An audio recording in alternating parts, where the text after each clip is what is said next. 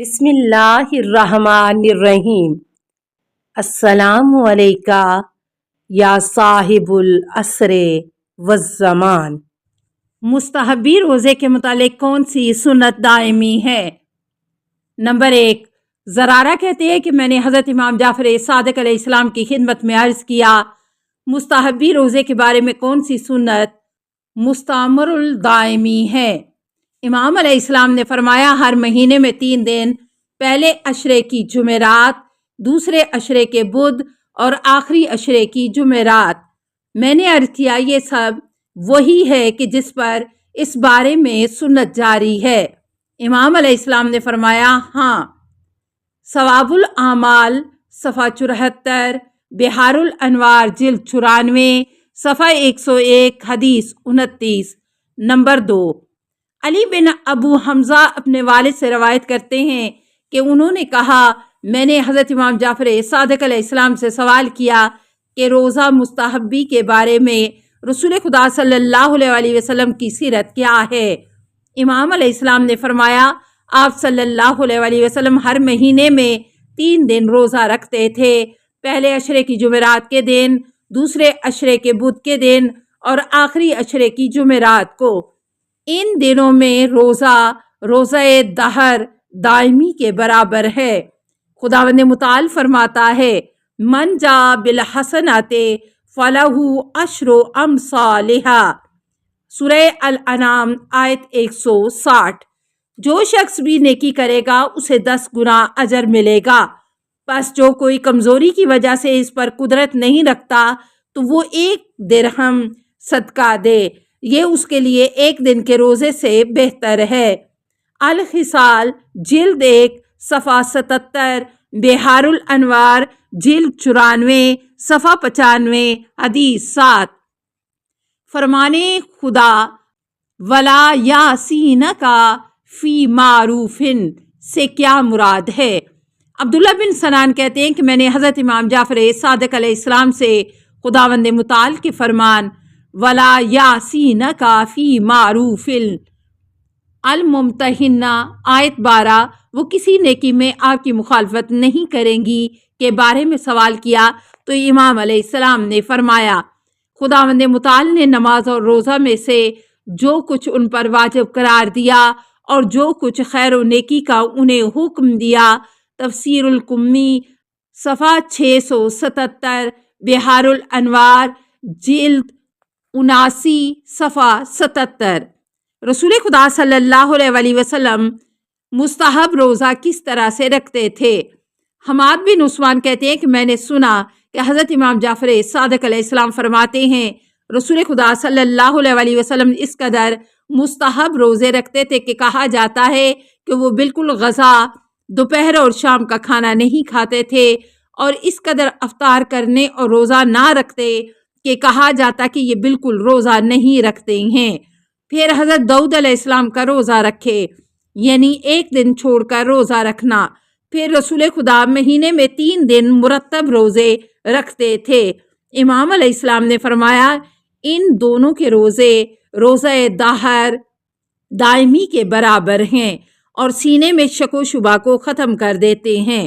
میں نے پوچھا، آپ علیہ السلام پر قربان ہو جاؤں، یہ 3 دن کون سے ایام ہیں؟ امام علیہ السلام نے فرمایا، مہینے کی پہلی جمعرات، پہلے عشرے کے بعد پہلا بدھ اور اس کی آخری جمعرات۔ میں نے عرض کیا، ان روزوں کی ایسی خصوصیات کیوں ہیں؟ امام علیہ السلام نے فرمایا، اس لیے کہ جو لوگ مجھ سے پہلے تھے جب بھی ان پر عذاب نازل ہوتا تو انہی ایام میں نازل ہوتا، لہٰذا رسول خدا صلی اللہ علیہ وسلم ان 3 وحشتناک ایام میں روزہ رکھتے تھے۔ ثواب الاعمال صفحہ 73، بحار الانوار جلد 94، صفحہ 101، حدیث 27۔ کیا آپ علیہ السلام کے اجداد میں سے کوئی شعبان کے روزے رکھتا تھا؟ سما کہتے ہیں کہ میں نے حضرت امام جعفر صادق علیہ السلام کی خدمت میں عرض کیا، کیا آپ علیہ السلام کے آباء و اجداد میں سے کوئی ماہ شعبان کے روزے رکھتا تھا؟ امام علیہ السلام نے فرمایا، میرے اجداد میں سب سے بہترین رسول خدا صلی اللہ علیہ وسلم ہیں کہ وہ اس مہینے میں روزے رکھتے تھے۔ ثواب الاعمال صفحہ 55، بہار الانوار جلد 94، صفحہ 76، حدیث 32۔ کیا شب قدر ایک تھی یا ہر سال؟ داؤد بن فرقد کہتے ہیں کہ میں نے سنا کہ ایک شخص نے حضرت امام جعفر صادق علیہ السلام سے شب قدر کے بارے میں سوال کیا اور کہا، آپ علیہ السلام مجھے شب قدر کے بارے میں بتائیں کہ کیا وہ ایک دفعہ تھی یا ہر سال ہوتی ہے؟ امام علیہ السلام نے اس سے فرمایا، اگر شب قدر اٹھا لی جائے اور اس کا تکرار نہ ہو تو قرآن بھی اٹھا لیا جاتا۔ توضیح: چونکہ قرآن نے شب قدر کے واقعہ کو فعل مضارع سے یاد کرتے ہوئے فرمایا ہے، تنزل الملائکۃ، سورہ قدر آیت 4، یعنی ملائکہ نازل ہوتے ہیں، یہ نہیں فرمایا کہ فرشتے نازل ہوئے ہیں۔ پس اگر شب قدر ہر سال نہ ہو تو قرآن کا یہ پیغام جاری نہیں ہوتا ہے۔ علل شرائع جلد 2، صفحہ 75، بہار الانوار جلد 94، صفحہ 17، حدیث 36۔ حیض والی عورت کیوں صرف روزے قضا کرتی ہے، نماز نہیں؟ ابو بصیر کہتے ہیں کہ میں نے حضرت امام جعفر صادق علیہ السلام سے سوال کیا، کیوں حیض والی عورت صرف روزے قضا کرتی ہے، نمازیں نہیں؟ امام علیہ السلام نے فرمایا، کیونکہ روزے سال میں ایک مرتبہ رکھنے فرض ہیں اور نماز شب و روز میں واجب ہے، لہٰذا خداوند متعال نے عورت پر صرف روزے رکھنا واجب کیے ہیں، نمازیں واجب نہیں کی ہیں۔ علل شرائع جلد 1، صفحہ 277، بہار الانوار جلد 78، صفحہ 84، حدیث 5۔ کیا شب نیمہ شعبان میں مقدرات لکھے جاتے ہیں؟ محمد بن عمران کہتے ہیں کہ میں نے حضرت امام جعفر صادق علیہ السلام کی خدمت میں عرض کیا، نیمہ شعبان کی شب میں اموات مقدر ہوتی ہیں، روزی تقسیم و مقرر ہوتی ہے، حجاج کے لیے فرامین لکھے جاتے ہیں، یعنی افراد کے لیے مقدر ہوتا ہے۔ کیا یہ صحیح ہے؟ امام علیہ السلام نے فرمایا، ہمارے نزدیک ایسی کوئی چیز نہیں ہے، بلکہ جب ماہ رمضان کی 19ویں رات ہوتی ہے، اموات مقدر کی جاتی ہیں، روزی تقسیم ہوتی ہے اور حجاج کے حکم نامے صادر ہوتے ہیں اور خداوند متعال بندوں کو عنایت فرماتا ہے۔ اس رات میں شرابی کے علاوہ ہر مومن بخشا جاتا ہے۔ پس جب 23ویں کی رات ہوتی ہے تو ہر امر اور مطلب ثبوت تک پہنچتا ہے، اس پر دستخط ہوتے ہیں اور پہنچتا ہے۔ بصائر الدرجات صفحہ 222، بہار الانوار جلد 94، صفحہ 19، حدیث 43۔ عرفہ اور عاشورہ کے دن روزہ رکھنے کا کیا حکم ہے؟ حسین بن ابو خندر اپنے باپ سے روایت کرتے ہیں کہ میں نے حضرت امام جعفر صادق علیہ السلام سے روزے عرفہ کے دن روزے کے بارے میں سوال کیا تو امام علیہ السلام نے فرمایا، عرفہ مسلمانوں کی عیدوں میں سے ایک عید اور روزے دعا و التجا ہے۔ میں نے عرض کیا، روزے عاشورہ روزہ رکھنے کا کیا حکم ہے؟ امام علیہ السلام نے فرمایا، یہ ایسا دن ہے کہ جس میں حضرت امام حسین علیہ السلام شہید ہوئے ہیں، بس اگر ظالمین میں سے ہو تو اس دن کا روزہ رکھ لو۔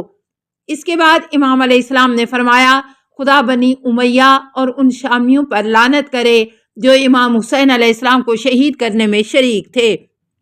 ان لوگوں نے نظر مانی تھی کہ اگر امام حسین علیہ السلام قتل ہو گئے اور خلافت بنو امیہ کے قبضے میں آ گئی تو اس دن عید منائیں گے اور خدا کا شکر ادا کرنے کی غرض سے روزہ رکھیں گے اور اپنے بچوں کو خوشحال کریں گے۔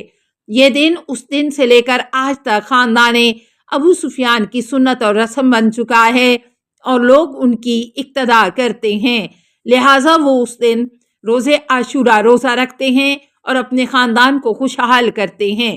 پھر امام علیہ السلام نے فرمایا، روزہ مصیبت کے لیے نہیں ہے بلکہ سلامتی کی وجہ سے شکرانے کے طور پر ہے اور اس لیے کہ حسین شہید ہو گئے ہیں۔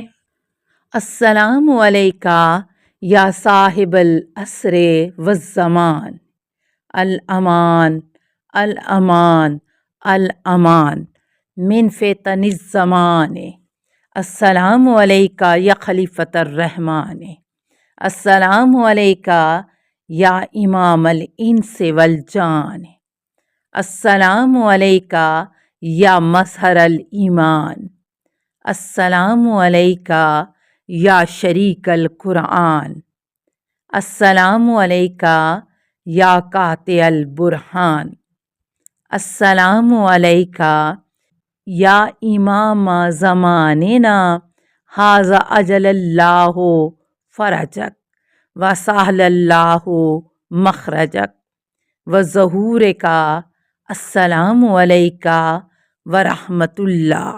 اللہم صلی علی محمد و آل محمد۔